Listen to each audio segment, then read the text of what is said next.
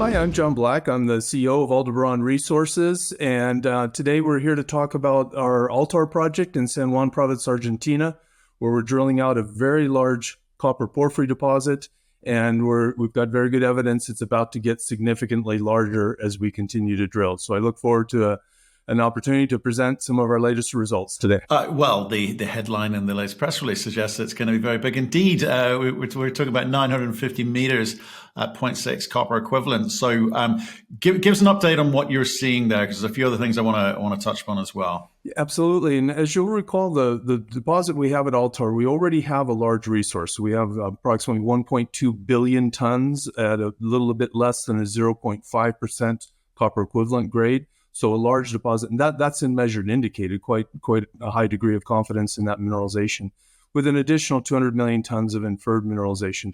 But immediately beneath that, last year, we completed a deep geophysical survey that indicated that perhaps we'd only begun to scratch the surface on the project, and that there might be significantly more mineralization immediately beneath the currently modeled pit for the project.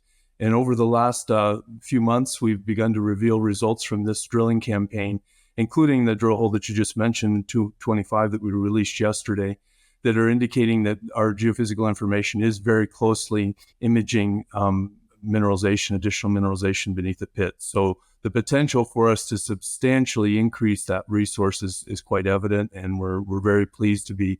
This is the third press release from this field campaign, each of which has hit a long run of mineralization effectively right beneath our existing model pit. Right. Okay. And can we just talk about the phrase, copper equivalent? Okay, because I guess lots of people do it, but it's also hard to understand, and in terms of recoverability of the other metals, it's just really helps kind of understand how you kind of develop out the project, or how other people may develop out the project if they buy it from you, which is the copper grades are from sort of 0.2 to 0.8 I've seen. Copper, actually the gold grades are less than 0.1. Do those other metals matter in this? Does the copper stand up on its own if you continue to find mineralization at the rates that you are? That's a very good point, and one that's not always clear in reporting on big copper projects like this. In our project, the Altar project, the Altar East, Central, and what we now refer to as the Altar United deposit, with everything combined, it's dominantly copper mineralization. So 90% of the potential revenue would be from copper. There are minor amounts of gold, silver, molybdenum, which would also likely be recovered. And so oftentimes you'll see a copper project reported as copper equivalent, where you take those additional metals and you convert those values into an equivalent copper value to better simulate what the total value of the rock is.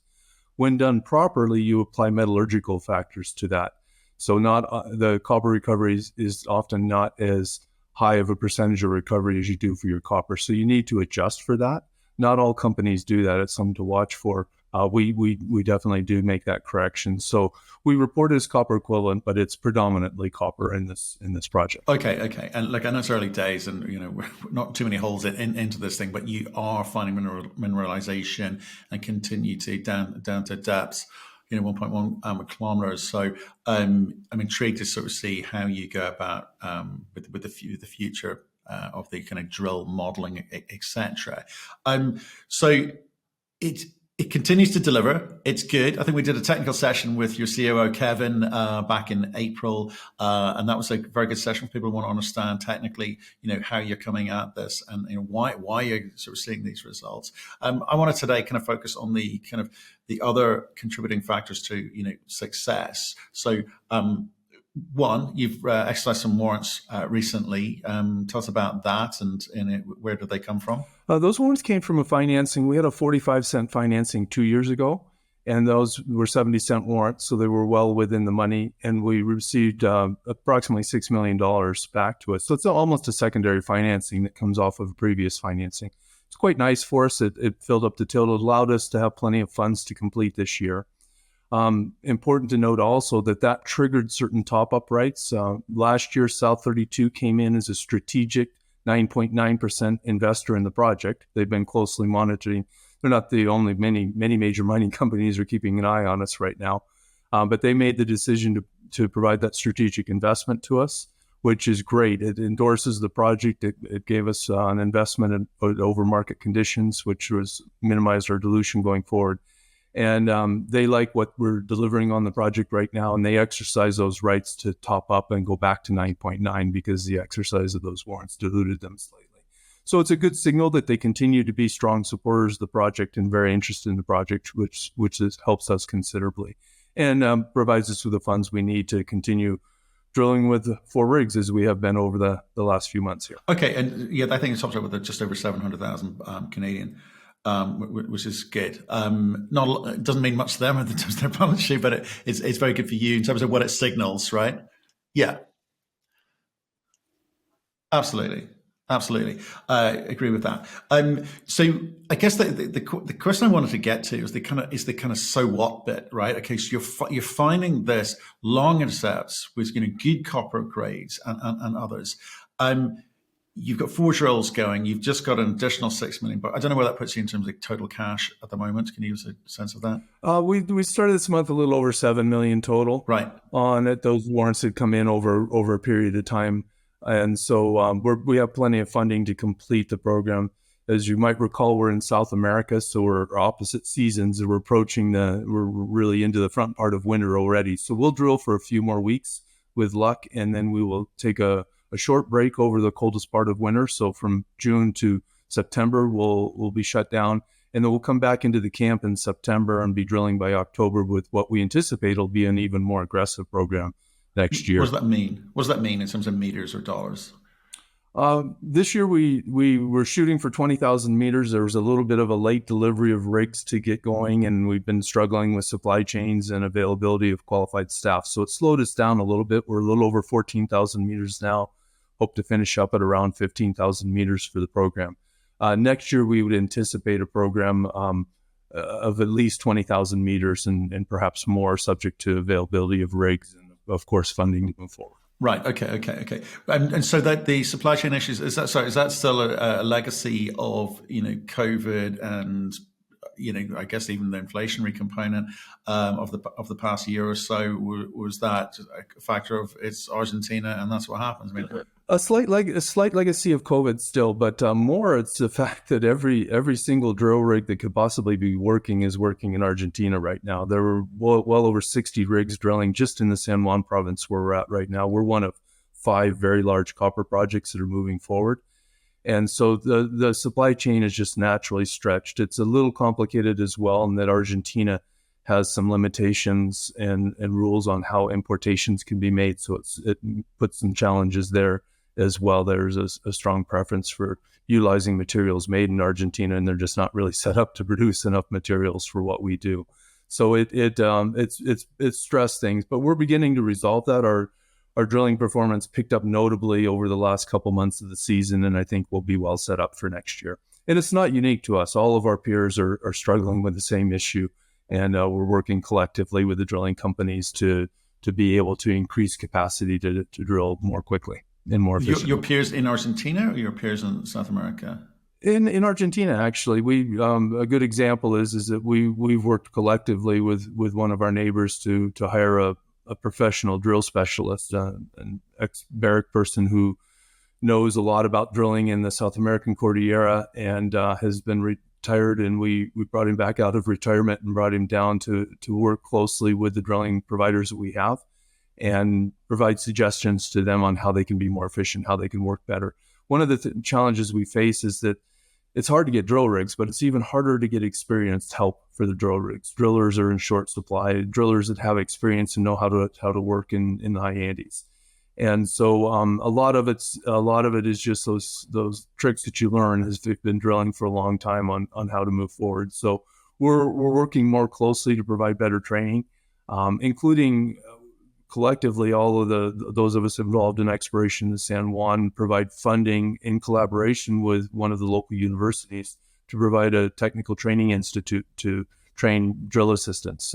In Argentina, there's a strong preference for using local labor, including even on a provincial level. The province of San Juan prefers that we're not hiring people from Mendoza next door. But our challenge is there aren't enough people that have the skill sets we need. So we're working to provide education to train professionals that will be able to provide the services we need. And that's working extremely well right now and is very well received by the local communities. It provides good, well-paying jobs that are very attractive to the local community, and that's improved the image of mining notably. It's one of the easier places in the world for us to be working right now. We're well received and encouraged to continue our work and hopefully develop some major copper deposits coming up. Okay, well let's talk about the environment of Argentina and what Argentina is doing for you, because historically Argentina has not painted a very pretty picture for foreign investors in terms of doing business in country, apart from the oil and gas sector, it would seem. So, does Argentina recognize the importance of mining? Does it welcome foreign investment, and what's it doing for you? Quite a bit to unwrap there, but it's some good examples on this. It's important first to remember that Argentina is a federation of states. So each province works with some degree of autonomy. It's not like Chile or Peru where the same mining law applies throughout the entire country. And so it's a little more like the US or Canada in that sense, that each state or province can have its own policies moving forward. San Juan is one of the more pro-mining provinces, and that's where we're located at. And including recently, the Fraser Institute just updated their attractiveness index a couple weeks ago, and they ranked San Juan province in Argentina as the #1 preferred province for foreign mining investment in all of Latin America, number 19 worldwide. So that's a notable improvement, and that's because of the steps that they're taking to encourage us to work. So they're providing environments where we have a good, fast process to be able to get our permits, to be able to move forward, to do our work. We have access to preferred rates for foreign exchange. So importing funds into the country to do work is at very favorable terms, which reduces our costs for local exploration. And so a lot of those steps are being made to facilitate our ability to move forward and move quickly. And that's why we're seeing so much exploration activity. The rocks have always been great in Argentina. The rocks are very similar to the rocks just across the border in Chile. So the deposits have been there. The challenge has been whether there's a stable fiscal environment that attracts foreign investment to develop the projects moving forward. San Juan province has a very large modern mine, the Veladero mine, which produces almost 400,000 ounces of gold a year. That's a Barrick mine. And the benefits from that are very evident in the province, in both in terms of a lot of employment as well as a lot of tax revenue generated to the city. And it's well accepted by the local public that mining is a very positive development. At the national level, they'd like to replicate that and encourage more provinces to develop mining. And they realize they've somewhat inadvertently produced a situation where they're sitting on a number of large copper and lithium deposits, as well as a lot of gas in the southern part of the country that hasn't been developed because of the policy they've had. And they realize that if they change their policies and encourage foreign investment under stable conditions, that they might have a heck of an opportunity to develop a true mining industry, an industry that could significantly improve the economy. And like many countries, they're stressed on their economy right now. And so what we're encouraged by is that we're seeing acceptance from all political parties. Everyone's realizing that this is a potential motor to improve the economy going forward. So it's definitely moving in the right direction. In addition to the Fraser Index, one of the other things I can point out that demonstrates this more than me just saying that they're telling us the right things on this. Over the last year or two, we've seen a number of very large investments from major mining companies. We've seen Rio Tinto, BHP, in our case, South 32, an investment into our work. Those are all from major international companies that are not particularly risk tolerant. And so they must be seeing the type of changes they need to see to make those type of developments, to make investments in major copper or lithium projects. Okay, so you're painting a picture that saying Argentina's starting to get it as it comes to mining and what it can do. Well, obviously in your case in the state of San Juan.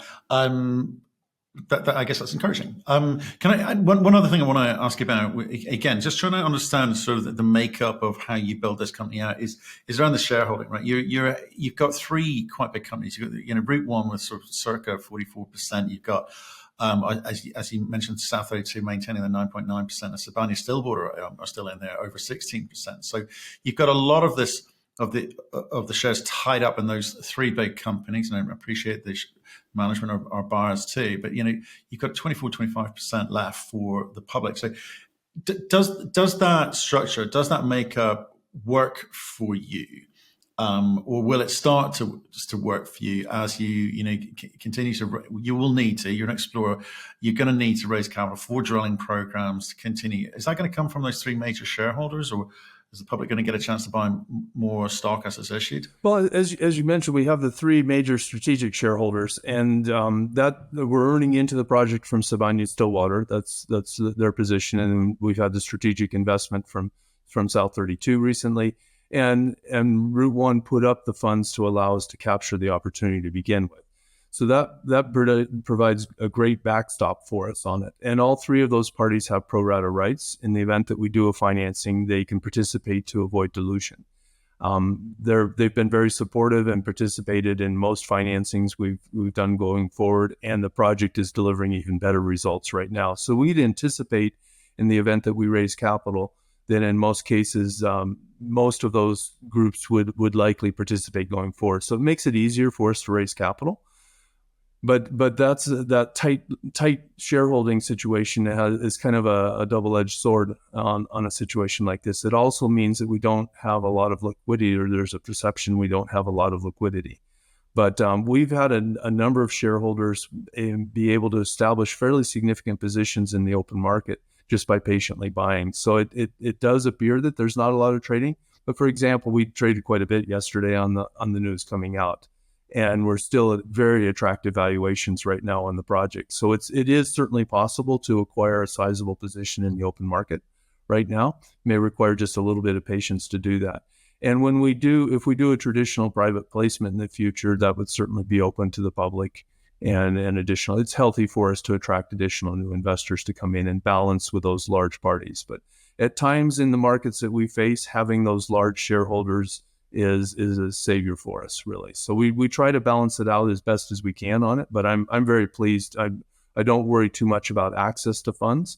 Of course, we would like to see our valuation be considerably better moving forward. But I like the share structure we've set up right now. Okay. Well, look, appreciate the update. I just wanted to talk to you about the news on the whole, because you continue to find mineralization. I guess people have got to take a view on the scale of what you're going to be able to demonstrate, or if you're going to be able to demonstrate scale, quite frankly. So stay in touch. Let us know how you get on with any future kind of drill announcements, and obviously we'll wait for the next drill program to start eagerly. Yep, and keep an eye. I mean, the hole we put out was nearly a kilometer at 0.6 copper, and within that there's 645 meters of 0.7, and zones within that of even higher grades. So, in addition, this is the fifth hole now we've reported in the new zone, what we refer to as Altar United, all with drill hole intercepts of nearly a kilometer in length, with very good grades and very consistent styles of mineralization. So the implications for